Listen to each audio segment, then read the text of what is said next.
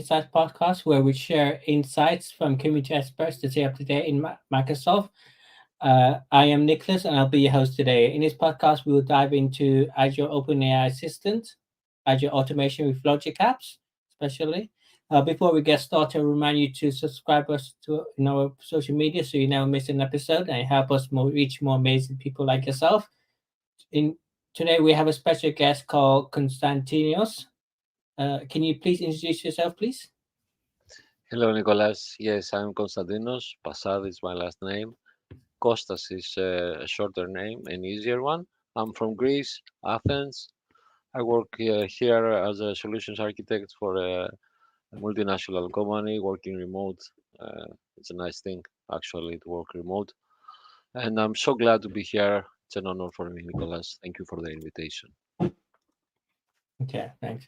So before we get started, we just want to dive into your background. So, what do you normally do as your everyday job? Is in your solution Yeah. architect? Yeah. Basically, I'm a multi-role architect. So, as a description in the job role is to design and create solutions for specific demands by the customers, right? This is the description for a solutions architect, and this spans across many vendors. It is a vendor agnostic role. But since I'm mostly on Microsoft, most projects are coming from the Microsoft side of things for customers as well. But Okay. I'm also an engineer, and that means that I'm quite engaged into actual hands-on, meaning I create Terraform configurations, I engage into different projects with data, AI, uh, many things. Also M365. Recently, I had a project, quite complex one with Power BI and M365 and Graph API. Uh, I never wanted actually to leave behind the engineering part of me. I want to have hands-on. I want to create things. So I came with an agreement with my current employer, and I love this flexibility. I'm able to design and provide the architecture, but also engage when needed, and if I have the time to, because Okay. Yeah, because yeah, you've got lots to learn. If it's different, varies from different areas like 365, Azure yeah, Architect as well. yeah, So it's what true. are some of the interesting project that you worked on where you are? um, Interesting projects apart from migrations because everyone is doing migrations. Interesting projects are a data warehouse, quite interesting, a new project with Databricks and prompt flow, Azure prompt flow, where the client had to decide about how he will do it, and I was there for that. Quite interesting that. And the recent one with Azure Virtual Desktop and specific requirements about that deployment. A Yeah. variety of diverse projects, to tell you the truth, Nicolas. That's brilliant. So how's our team is Azure OpenAI Assistant and Logic App Automation. How do you, in your opinion and experience, how do you think Azure OpenAI integrate with Logic Apps? Yeah, uh, let's talk in reality, right? Because I was quite excited to see the AI assistance addition in AI Studio, right? But then I started trying it and understood and realized that we are in the genesis of actual AI automation. I think this term is going to be introduced more and more into our lives, especially for us engineers and people that into the Microsoft realm and into the AI, of course, practice. So we're talking about AI automation, right? I was expecting to see something quite easier for users to be able to utilize. I think it is still under development. Of course, it is in preview, and that means that we still have to expect new things to come, better user interface, better response times, better everything. Um, I'm very satisfied, but I think it still needs work to be done From the perspective of logic apps, we have a mature service, something that it is working. Many people already are using it. I'm not afraid, of that service. It is quite mature and it is very fast as well. From the OpenAI perspective, we still need some things to be done there, and I'm seeing changes. That's the positive thing. I'm seeing changes.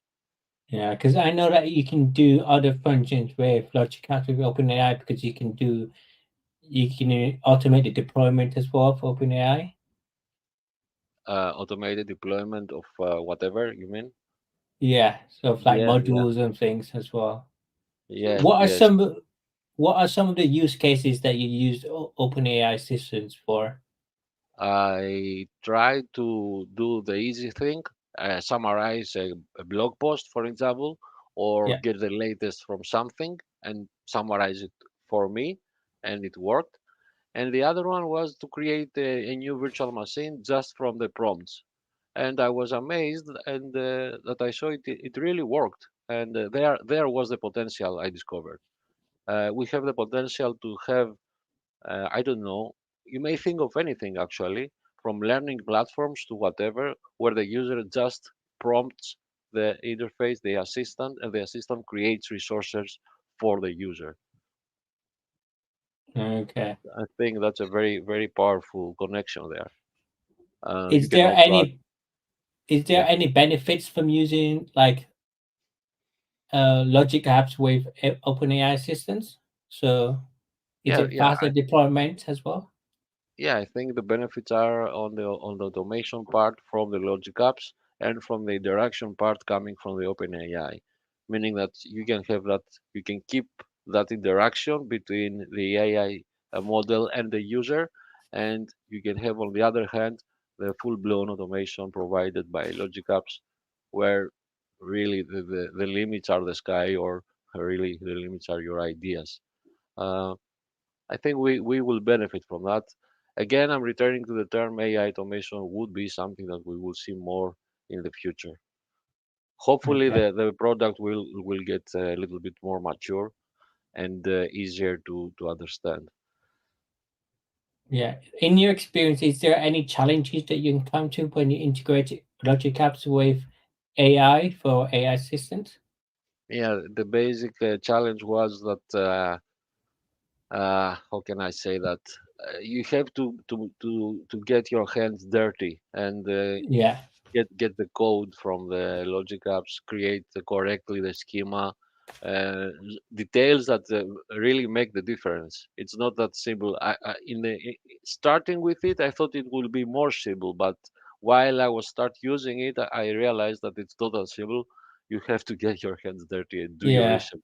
You have Yeah, to test the flows yeah, as well if each of this if yeah, matches schema outputs. Yeah. 'Cause I've yeah, used Logic apps yeah. for a while. It's true. Yeah, exactly. So yeah. So you got a demo to show us about some Yeah, Logic we apps? can see Yeah, a few we can stuff. start with the demo if you want. Yeah, let me share. No worries. I'll share your screen and we can put it up. Let me share a little bit. So So I will this share. demo that he's going to present is pretty much a demo using Logic app with AI Assistant and how easily you can Yeah, integrate yeah, it. yeah, yeah, exactly.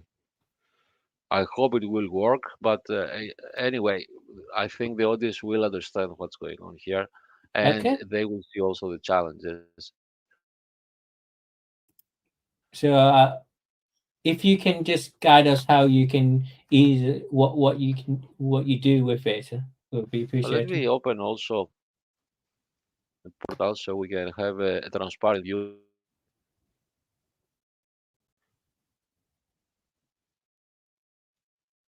What do you mean? What we're doing? Yes. No, like how would you What actually we're like? going to do? Yeah, how does it work?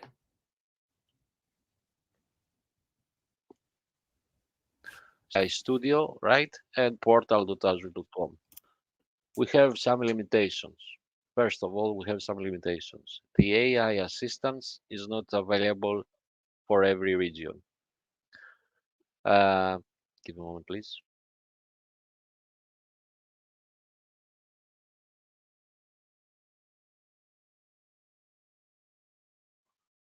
Thank you. It's not available on every region. I think at some point in time we will have it in most regions. At the current time, there are limitations. Don't ask me which regions exactly, I don't remember, but there are a few only. Once you open AI once you open AI menu, um, here you can create your new assistant, or you can select an assistant that you have created earlier. Of course, you can delete the current one, and you can see the code for your current assistant. Okay, you can select authentication and all that stuff. I am in a point when I would really like to create something out of code solely, not from the studio, but I'm a little bit hesitant to do that yet. So I'm sticking with the studio. So starting with that, first of all, you need a new deployment, right? You need your model here to be available, a GPT-4 or a GPT-4o.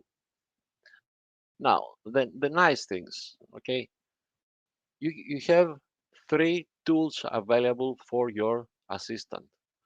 One is the file search, meaning that you can open this switch and create your own uh, file store, right? So the assistant, when it starts to interact with you, it will have the ability to look into your vector store. So you can actually have your own documents. That's the case here. The code interpreter, where you are allowing the assistant to write and run code in its own sandboxed execution environment. So it's like telling the assistant, go and use code so you can be more efficient and be better on the actions that I want you to execute. You can solve code, math, and data analysis problems. You can also upload files to be used along with a code interpreter tool. And of course, functions. You, you can have function calling, which was introduced from the OpenAI team, right? It was introduced from the OpenAI team, and then it was, of course, inherited into the AI Studio from Microsoft, where we can describe the structure of our functions. And this is what we are going to utilize. Uh, the function needs to be added for the logical to get triggered. Yeah, we are seeing some changes here, and I love seeing changes. I prefer to have, the assistant getting mature rather than staying static. Once you try to create, let's go and try to create a new assistant. Let's name it community assistant.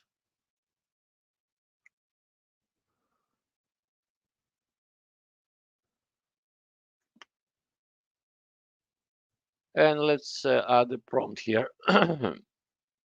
We can do it later. I will copy the prompt I have later. I want you to see the tools. So if I go to add function, there are two examples available, get weather and get stock price. But you have also this one, where you can select a specific logic app. Now, what I've noticed is that I have created these two logic apps. We're going to see them a little bit later. What happened until now, I don't know if this has changed. Upon selection, it tries to generate the schema, and let's say that I press save. You can see here that you're getting a message that says parameter type must be a string. So you have already a problem here. Okay, I tried a lot of ways to solve it. I don't know if you, Nicholas, have even tried that, and I would love to hear your opinion if you have something to note for me here. But I haven't found a way to solve it. So what I'm doing, if I go to functions again, I have discovered how the schema for my own function will look like. So let me go back and select my admin assistant and show you what's going on. Let me see. This menu manage, for example, was not there. So I created the schema my own, which looks like a custom function, but in reality, it is calling a logic app. So instead of going to this menu and select the logic app, I created the schema by hand, and in reality, it just calls a logic app. The name should be two underscores ALA, meaning Azure Logic Apps, again two underscores, and the name of the logic app. You have to add your description here. We're going to create a new Azure virtual machine, hopefully. And then you start, with your parameters.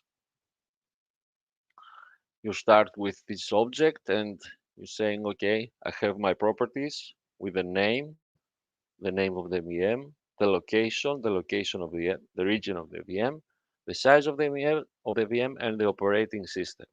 Now you're going to ask me, what about virtual network? For being a little bit easier here and not trying to create everything, I have already created a virtual network. And if we go back to our logic apps,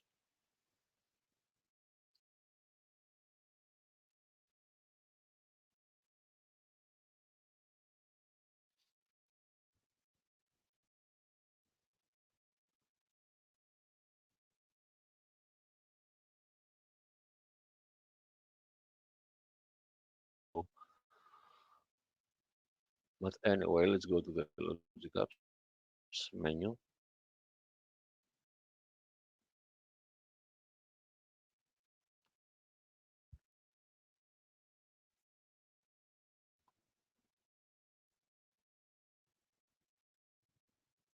So we're working with this one, and we have another one also, which is an easier challenge. I prefer to use this.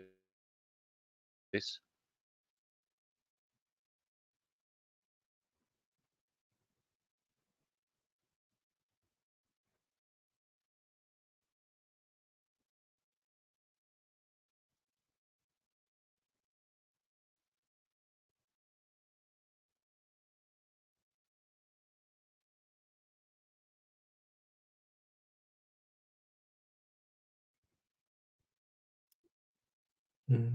I don't know, it's very slow. I have to try something else.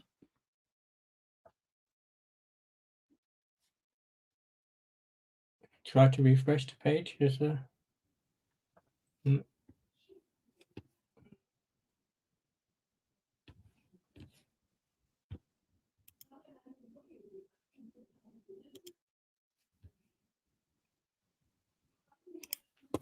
Okay. Okay, cool. This is our logic app.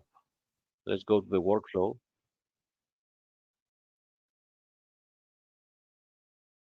And let's have a look on the workflow.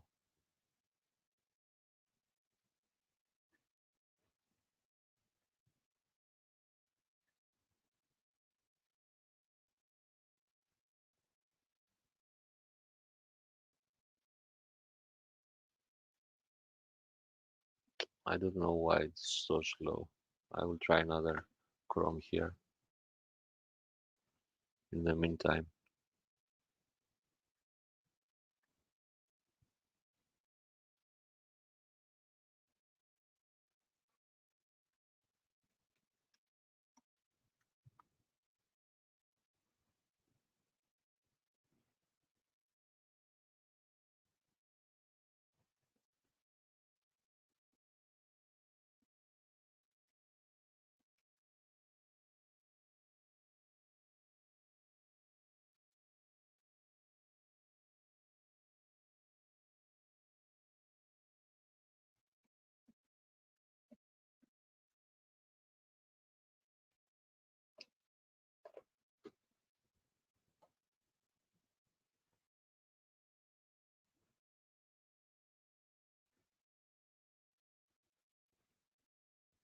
Okay. Try refreshing the browser, Dodge portal. No, I know when this is happening. I don't know why the portal does it. I thought, and yesterday we discussed it, that I thought it was fixed, but we're seeing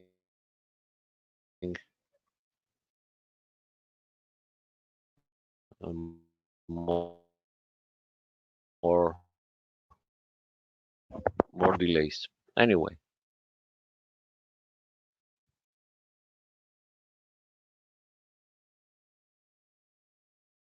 this is our workflow.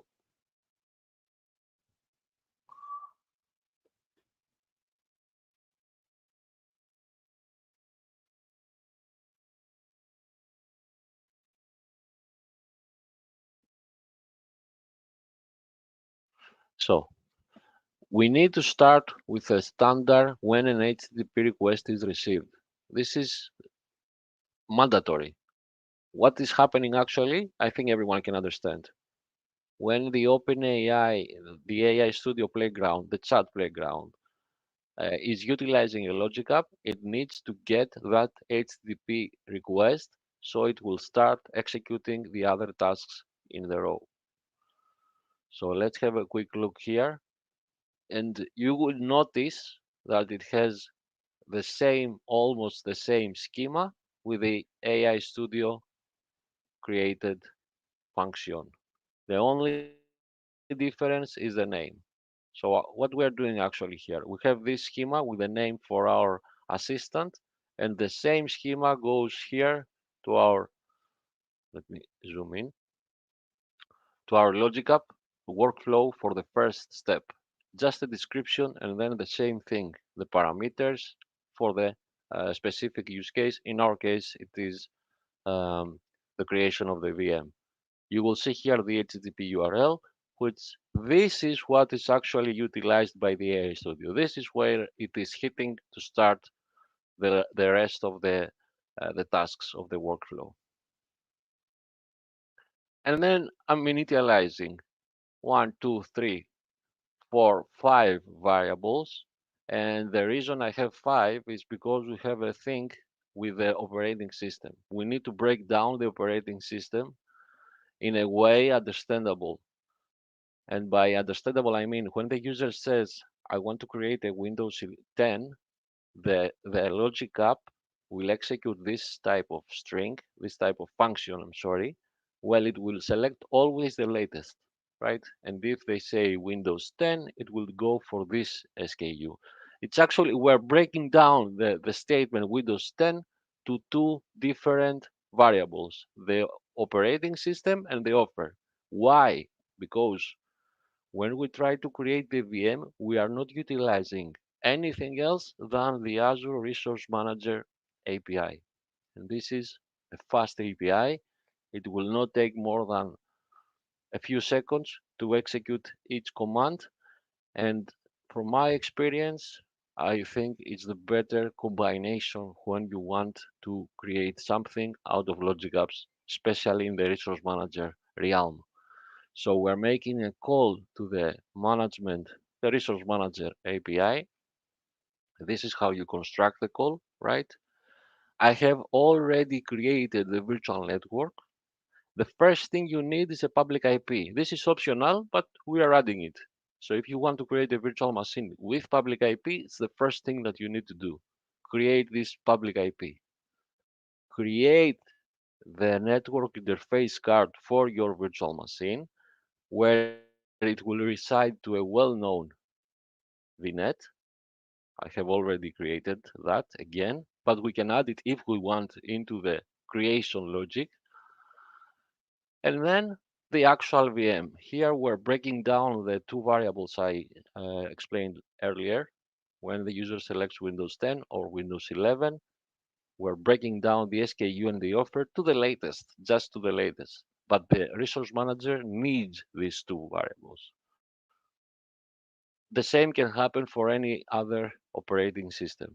We will need more variables, of course, so I'm content with just the Windows offerings. So let's see that we have also our virtual network in place. Yeah, this is the one.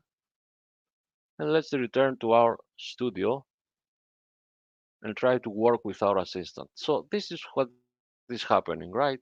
The schema, as I told you earlier, we only need this. This is the main differentiator from the schema of the assistant with the HTTP request initial task of the logic apps.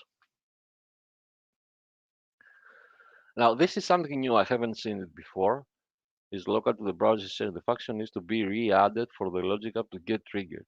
I don't understand what does this mean. So let me get it again.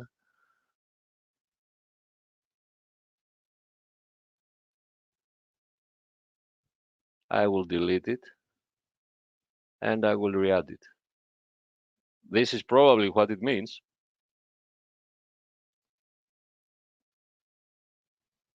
And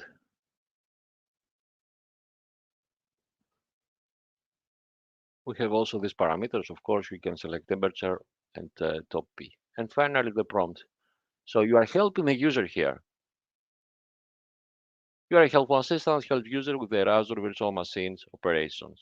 Use functions to create resources based on the user input. If the user does not provide all the required properties, name, location, size, and operating system, prompt the user for the missing properties one by one. Start by asking for the VM name, the location size, and finally the OS. You can utilize code and running the samples to get additional help. Now, this is a quite rich prompt, but be careful here. You're consuming tokens. So you need to wait a little bit here. Things. Do you want a rich prompt so your assistant will be the better, the more efficient you want to, or you can reduce something from the prompt and save on actual tokens, and you don't fall under a quota, for example, limit or the actual limit of the tokens. This is something that we have to wait when we, especially when we deal with integrated applications. So let's start with the first part and we will see how that goes. It will ask create a new VM. A very simple thing.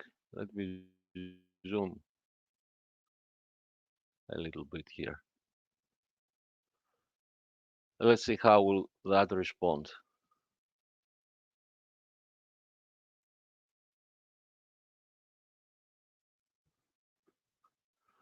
Right. It seems to understand what's going on. Sure, let's start by gathering the necessary information to create a new VM. This is interesting because we never added this type of information. It is created by our deployment, which is a GPT-4o deployment, right? It is generating the response. The name of the VM, okay, let's say it's a coms2, something like that.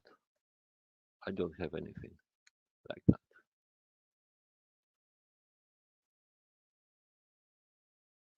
The location, let's add West Europe.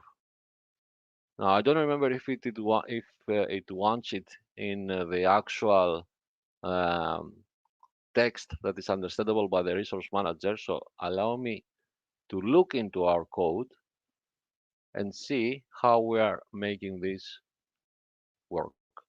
I want to make an error here and see whether the whole assistant will be able to make that distinction. I don't know. Let's go back to the designer. We're looking into the step where it will get the variable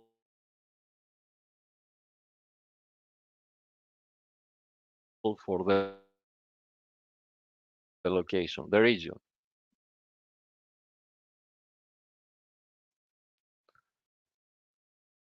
It is just a location. Nothing is transformed here. So it will try to create the VM with the actual name of the location we are providing. So let's be safe here and do it like this. I think this is the correct one.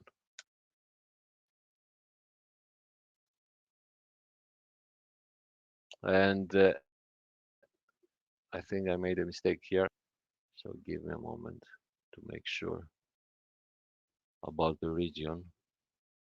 Yeah, it has to be Sweden Central. So let's restart our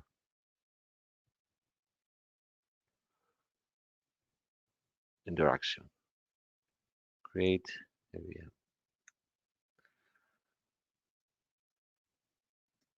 Coms02.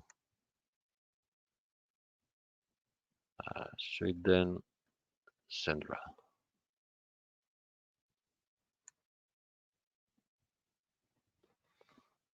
Let's add a new standard underscore p2 ms. I think this is the correct name. I don't think we need an underscore here, if I remember correctly. Let me validate that.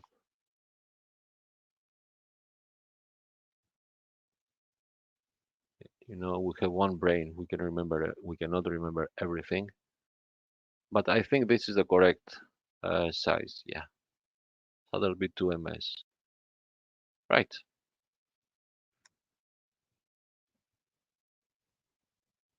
And now the operating system. So it's going to be Windows 10.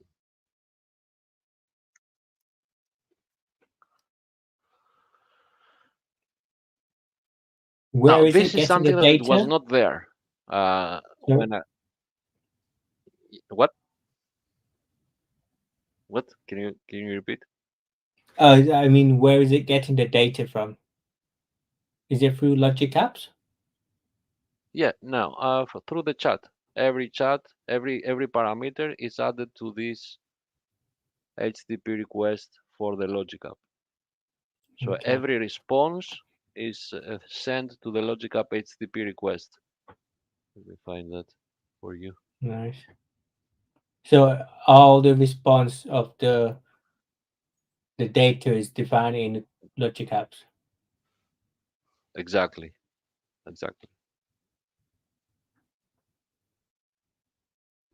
Now, this thing that appeared just now, it was not there when I created the first time this logic app. I don't know why. I will add a true here. I don't know what's this pop-up. I think it has to do something with the schema, and it is fixable. But I like the fact that we have working on it, and they are going to make it better. Now we got the response here that the VM is created. I'm not sure about it, right? I'm not sure. So let's go to the run history and see what happened.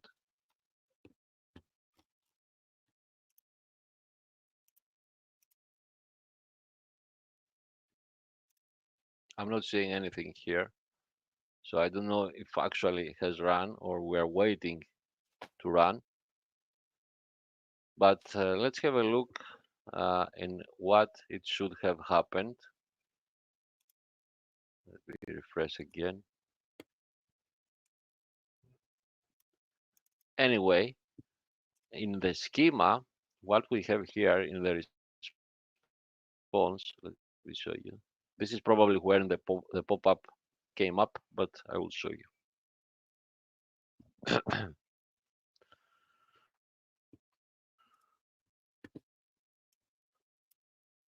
In the last here task in the response, we have this body where it is trying to get the status code success.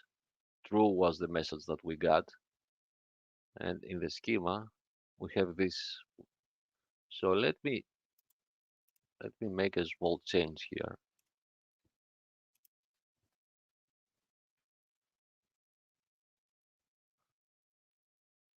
And I want to see again whether the run history is updated. No, it's not updated. So I have to assume that this pop-up that came up is probably what caused the problem.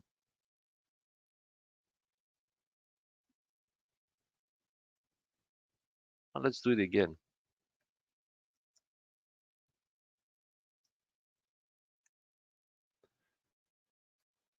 And also, I don't know why this thing is up.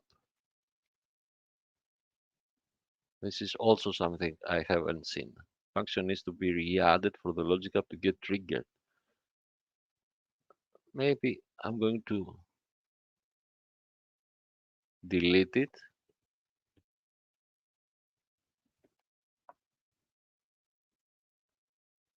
save the assistant. It is in an autosave mode, I suppose, yeah.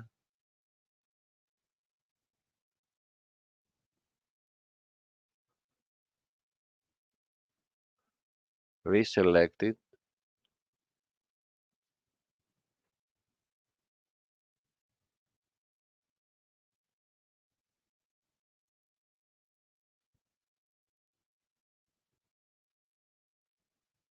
You may need to reconnect the Logic app if you refresh the page.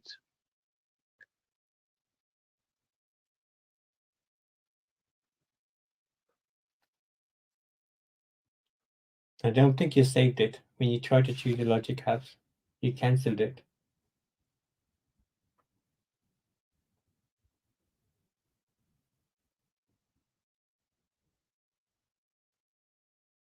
Let's see. So I don't know why this message came up. It's something new. Again, I No, like because that when we you have were new on things, your even open, if they're sorry, in your OpenAI erroneous assistant, or when they you're are causing choosing a logic trouble. app, I you cancelled it. care if there is some trouble.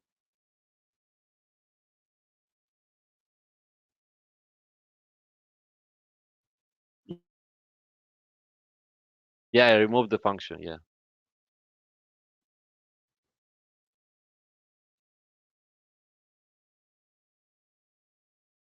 yeah.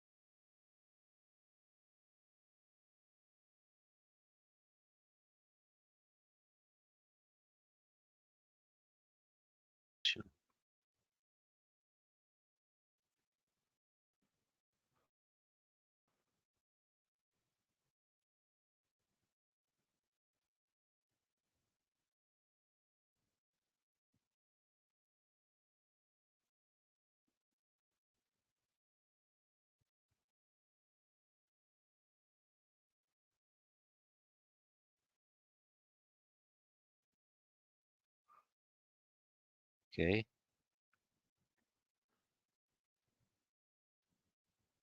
okay. Now it's connected. Yeah, now it's connected. So I can go back to our own assistant. This one,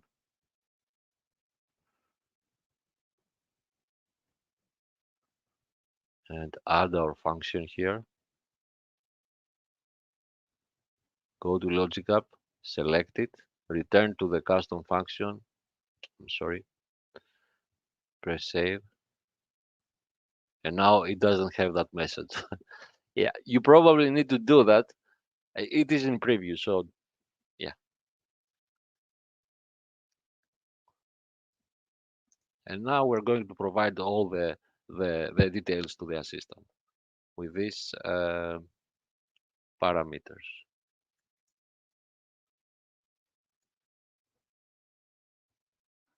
Name, mission, cons, location equals size equals standard underscore b2 ms, and OS equals Windows 10. So, So everything I'm putting here is going into this HTTP request.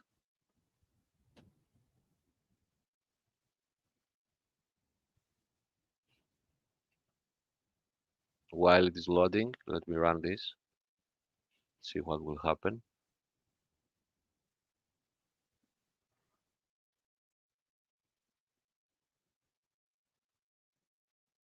Yes, everything that I sent from the chat, it understood uh, the name, the region, the size, and the operating system.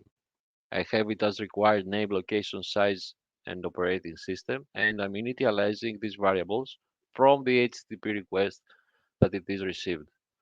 Okay, nice. Now I don't know again why the service is not available and all that That's fine. issues that are So coming. Yeah, before, so if anyone wants to know more about this demo, what Konstantinos showed, you can check out his blog post because he's blogged on it previously mentioned. Do you want to just s- put like go to your blog post so people can have a look at it? Just the URL. yeah. Thank you, Nicholas. The URL is So this one. You can yeah, find so it in that's cloudblogger.eu, and all the details are here. I think that now it will run, but you have to be patient. Nah, yeah, we have the first one here, and I think we will have a new one soon. But you have to be a little bit patient here. Okay, it's in preview, so experiment yourself. You are going to find the way. You can see here that we have validation. This was a problem. I don't know why. We had an error here that had to do with the size. We don't have an. These problems are, you can overcome these issues. For example, this selected size, it doesn't have accelerated networking. That's why we failed. So if I select another size, it will be successful. Okay. So let's see. If I do this now and say uh, D4S, it will be successful.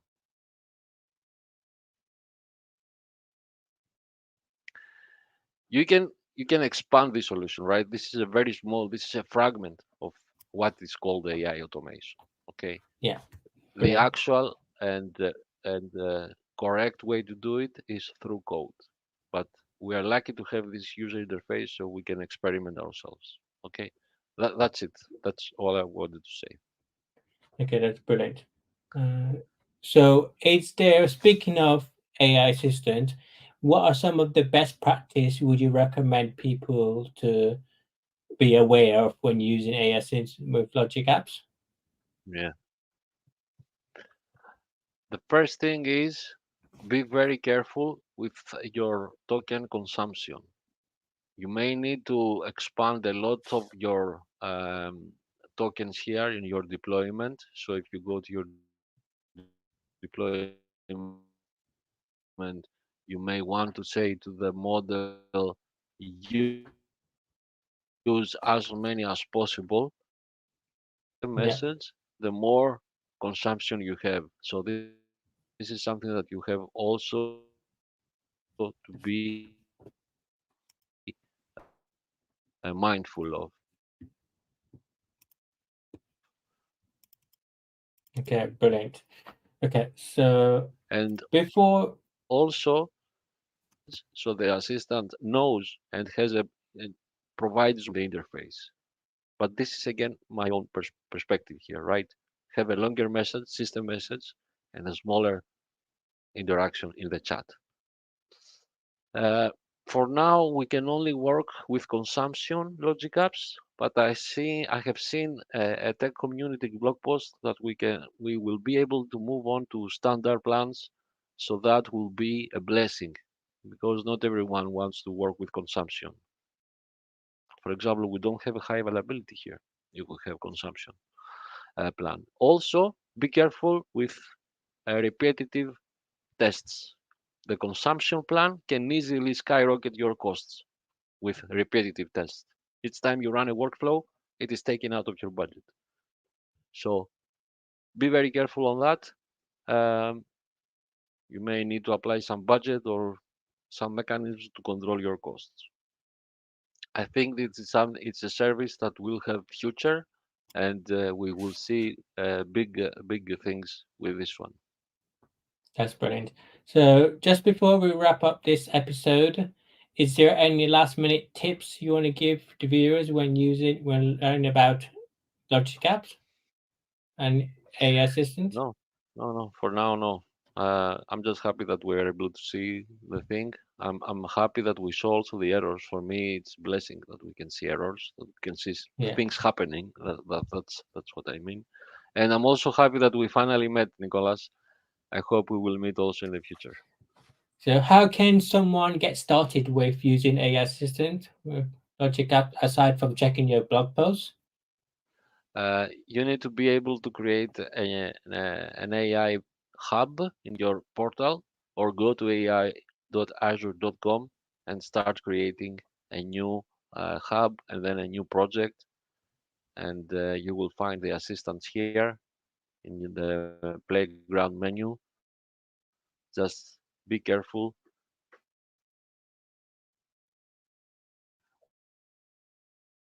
where